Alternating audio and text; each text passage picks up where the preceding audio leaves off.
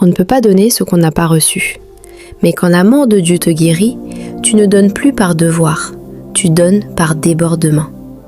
Avant, je pensais aimer, mais en réalité, j'appliquais l'amour.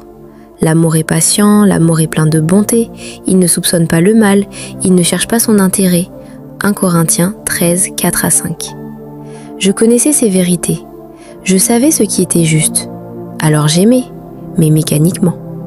Appeler quelqu'un, prendre des nouvelles, me rendre disponible, je le faisais parce que c'était bien, parce que Dieu attend ça, parce que la morale dit que c'est ça l'amour. Mais à l'intérieur, c'était lourd, comme avaler un médicament amer, même avec Dieu. Je venais dans sa présence, mais c'était un devoir, un acte juste, sans vie.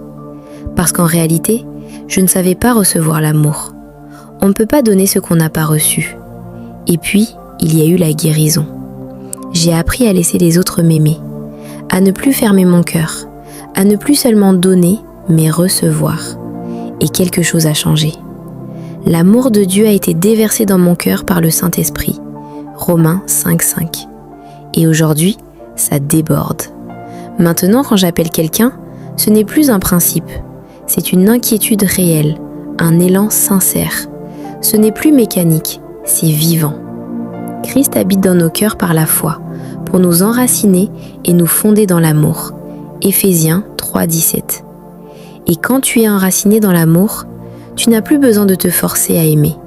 Tu aimes parce que tu es rempli. Ça, c'est la puissance de la guérison. C'était Malak Note. Merci de m'avoir suivi dans Amour et guérison. La prochaine thématique que je compte aborder est la résilience. Si mes vidéos te touchent, n'hésite pas à partager et à laisser un avis encourageant. Merci et à bientôt.